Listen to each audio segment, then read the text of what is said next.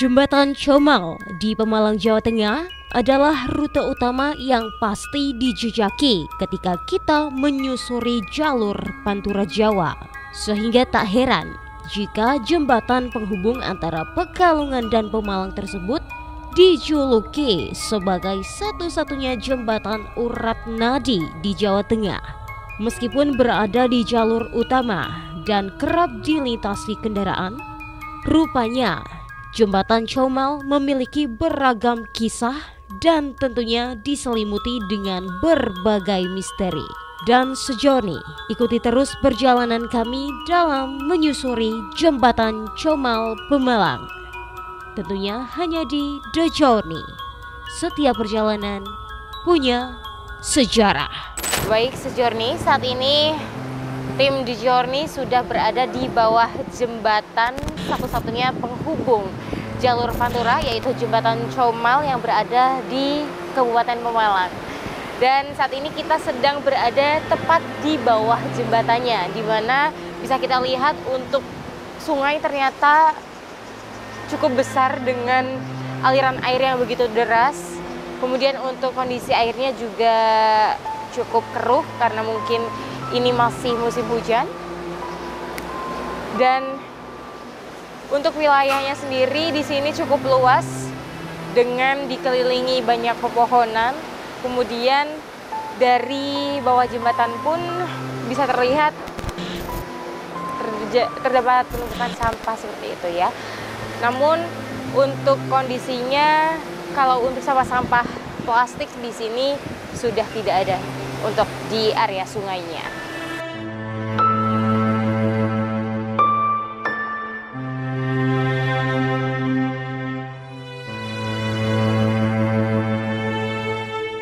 Bahwa sebelum tahun 1957, sebelum agresi Belanda yang kedua, ini jembatan Comal itu dibom dulu. Dibom oleh bangsa Indonesia sendiri karena apa? Karena untuk memutuskan dari transportasi Belanda yang membawa rempah-rempah. Dari jalur tersebut adalah jalur ekonomi antara penghubung Pekalongan dan Pemalang. Kemudian terus dibangun kembali dan diresmikan pada tahun 1962. Nah, berjalannya waktu memang itu satu-satunya jalan jembatan urat nadi perekonomian di Jawa Tengah yang menghubungkan kota Pekalongan dan Kabupaten Pemalang.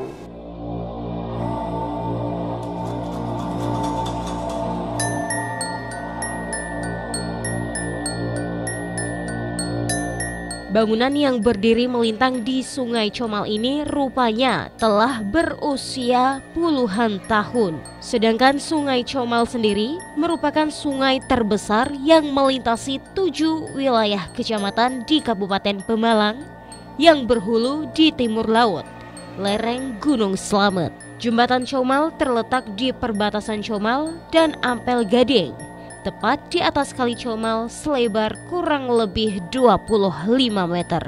Dan setelah kami menelusuri di bawah jembatan ini, ternyata untuk menuju di bawah jembatan ini pun terdapat pemukiman yang cukup padat penghuninya, yang mana banyak rumah-rumah di area bawah jembatan.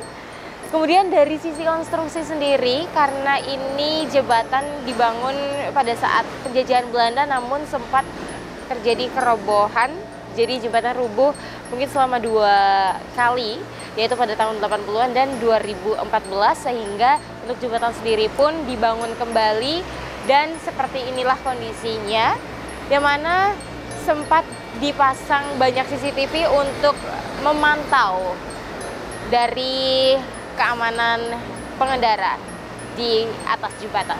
Pada waktu hari Sabtu tanggal 17 Desember tahun 1988 di Kabupaten Pemalang telah terjadi banjir bandang. Akibatnya pada jembatan Comal ini banyak terjadi kikisan-kikisan terutama di pilar jembatan.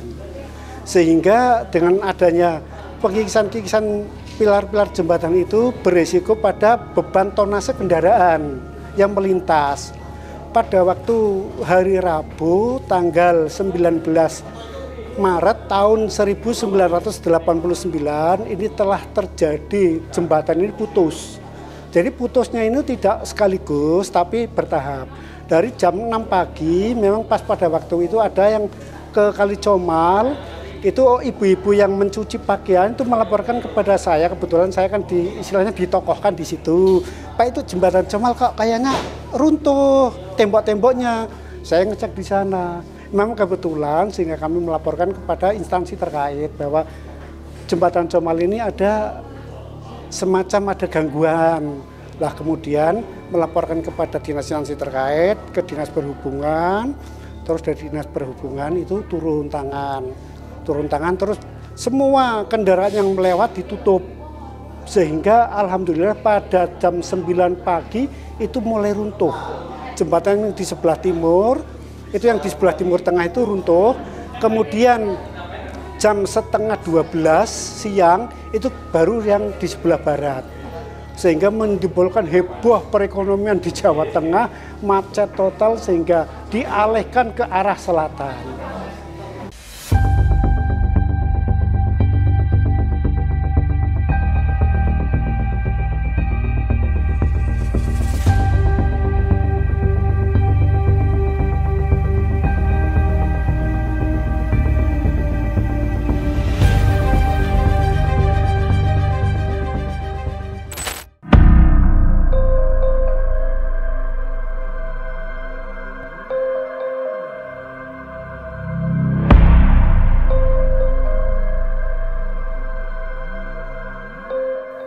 Jembatan Comal terletak di perbatasan Comal dan Ampel Gading, tepatnya di atas Kali Comal selebar kurang lebih 25 meter. Pada 2014 lalu, jembatan Comal sempat roboh. Yang sebelumnya, peristiwa serupa juga terjadi pada tahun 1923 dan 1989. Kisah runtuhnya jembatan di bulan Desember 1989 itu diawali dengan adanya banjir bandang. Pada waktu tahun 2014, tepatnya di tanggal 2 Februari tahun 2014, itu juga telah terjadi banjir bandang lagi yang melebihi dari tahun 88. Itu mengakibatkan jembatan Comal itu yang di sebelah barat pilarnya ambles. Dan di situ pas kebetulan bulan puasa. Sehingga perekonomian pada waktu bulan Ramadan itu harusnya ada istilahnya orang mudik itu biar lancar malah terganggu.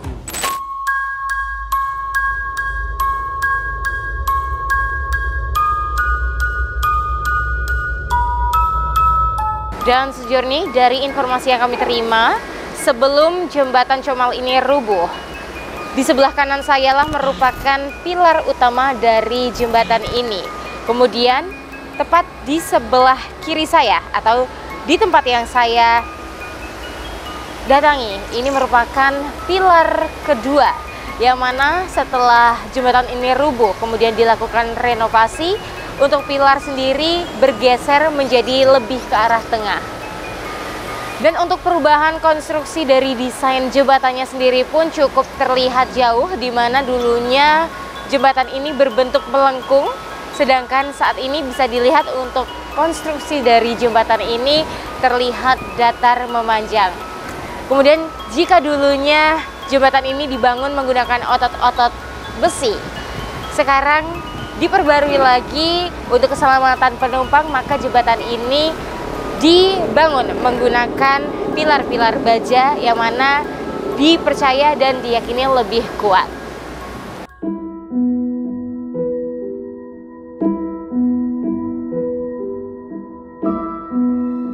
Tahun 2014 di bulan Februari, peristiwa runtuhnya jembatan terulang kembali saat terjadi banjir bandang lagi. Dari kejadian runtuhnya jembatan tersebut, setelah renovasi dilakukan, akhirnya pemerintah setempat menambah CCTV untuk memantau keamanan jembatan. Sejarah lain menyebutkan bahwa jembatan ini juga pernah menelan korban, seseorang perempuan yang diduga memiliki gangguan jiwa yang terlihat melintasi sungai saat banjir datang. Ada seorang wanita pagi-pagi pakai pakaian daster, istilah orang Jawa, itu tiba-tiba turun dari tepian sungai terus ke sana. Banyak orang yang menyapa, jangan ke situ, itu dalam. Tapi nyatanya enggak mau diperingatkan. Lama-kelamaan tenggelam. Setelah itu sudah nggak kelihatan dan sampai saat ini jasadnya pun tidak ditemukan karena pada waktu itu kan di sini banyak bongkahan material jembatan, banyak kawat-kawat sehingga dimungkinkan si wanita tadi sudah tersangkut di jembatan gitu. Dalamnya sungai mengakibatkan korban tersebut tenggelam dan hingga sekarang jasadnya tak pernah ditemukan. Begitu halnya dengan kisah tenggelamnya pemancing di area sungai yang sama. Dan pada waktu itu ada warga masyarakat Serdadi, Dusun Serdadi, RT 1 RW 9, itu kan pada waktu jembatan putus kan banyak orang mancing di sini. Lah kebetulan dia terpleset itu jatuh sampai ke dalam, berarti tenggelam. Tenggelam itu tersangkut bongkahan jembatan, akhirnya tidak ditemukan lah. Keesokan harinya itu dicari ternyata sudah ada di dalam jembatan. Itu yang menemukan namanya Bapak Buhori. Yang menyelamnya itu lama sekali sampai 15 menit pun dia tidak bernapas itu mampu. Sehingga diambil, diangkat gitu. Jadi orang warga masyarakat Purwoharjo itu sendiri itu.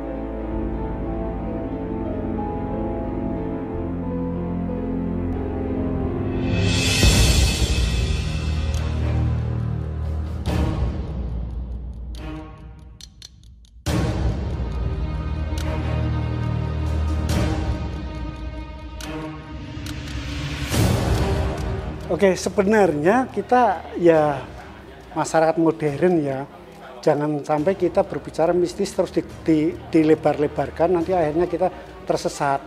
Yang jelas tadi yang telah saya sampaikan itu dampak dari banjir.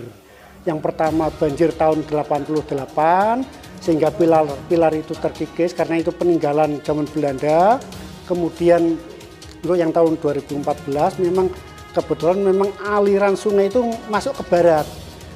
500 meter dari jembatan Comal itu kan aliran air alirnya kan ke barat, agak condong ke tebing barat sehingga di situ terjadi ambles.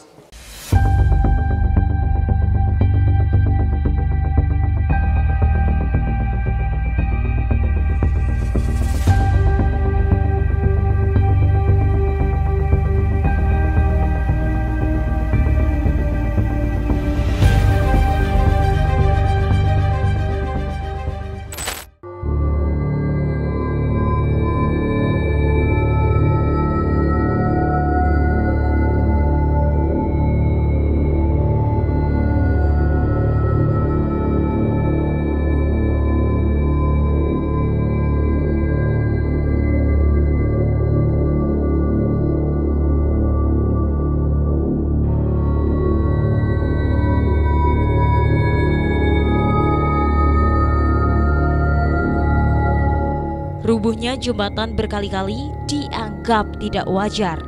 Ditambah dengan banyaknya kejadian-kejadian aneh, ketidakwajaran terkait rubuhnya jembatan dan korban-korban yang tenggelam ini dikaitkan dengan nuansa mistis yang ada di sekitarnya.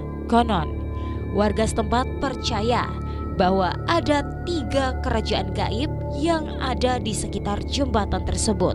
Kerajaan pertama ada di bantaran sungai dengan pintu utama di sekitar rumpun bambu apel kuning yang diyakini dihuni oleh siluman ular dan buaya putih. Kerajaan kedua tepat berada di atas jembatan yang dihuni oleh sosok wanita. Sedangkan kerajaan tiga terletak di makam tua yang lokasinya tidak jauh dari jembatan Comal. Kerajaan ini dihuni oleh sosok pria dengan pakaian serba hitam.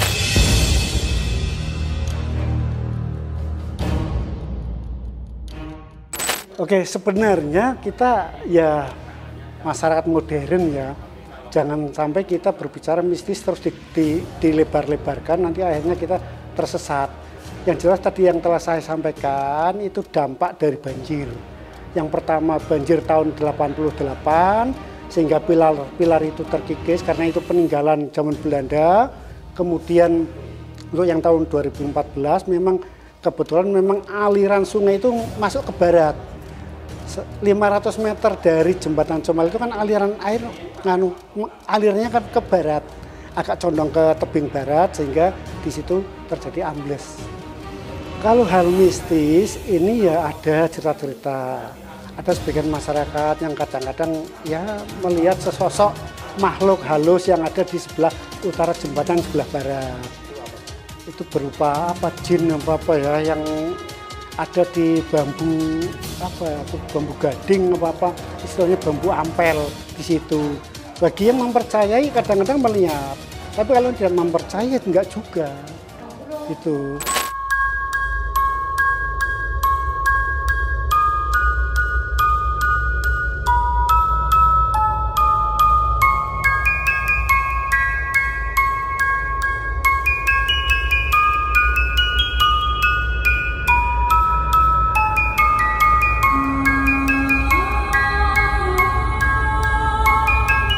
Jalan Sejorni, tepat di sebelah kiri saya, tepatnya berada di seberang sungai ini, yang mana berada di sekitar pilar ketiga, di mana dulunya terdapat pohon bambu berwarna kuning, bambu ampel, yang mana banyak masyarakat percaya bahwa di sekitar bambu tersebut terdapat sosok penunggu dari jembatan Comal ini, yang mana banyak masyarakat juga beranggapan bahwa di sungai ini pun terdapat buaya putih sebagai penunggu dari jembatan ini.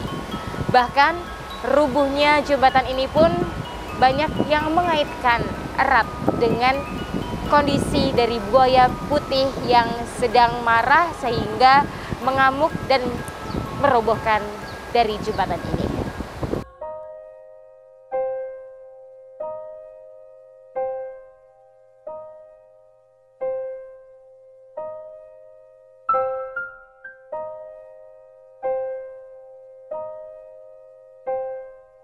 Buat masyarakat yang kebetulan ya baik itu pendatang mau di lingkungan itu juga yang suka mancing, terutama yang di luar daerah itu kan biasanya kan rawan.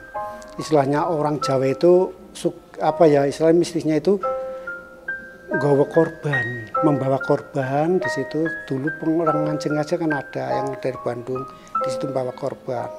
Kemudian ada orang yang mengambil ikan dengan cara itu pakai jala juga pernah jadi korban di situ. Ya, untuk masyarakat yang ada di lingkungan di situ ya pokoknya harus berhati-hati. Jadi kita tidak bisa terus menantang maut itu tidak boleh, tapi berhati-hati karena apa? Di sebelah selatannya kelihatannya airnya tenang tapi juga menghanyutkan itu. Dan juga untuk anak-anak apabila mandi di sungai, ya mohon untuk diperhatikan. Jangan sampai orang tua terlena, nanti sore anaknya dicari nggak ada, tiba-tiba ada kabar dari temannya, anaknya tenggelam hanyut. Sejorni dari beragam kisah misterius di jembatan ini yang tim The Journey telusuri, hendaknya dapat menjadi pembelajaran untuk kita. Air yang tenang ternyata dalam, begitupun dengan alam yang terlihat bersahabat, namun bisa bergemuruh setiap waktu. Untuk itu, hendaknya kita selalu berhati-hati dalam melakukan sesuatu. Tak mudah terlena dengan hal yang terlihat aman. Dan demikianlah episode Menyusuri Jembatan Comal dalam The Journey kali ini. Tetap saksikan Batik TV setiap hari Selasa dalam tayangan The Journey.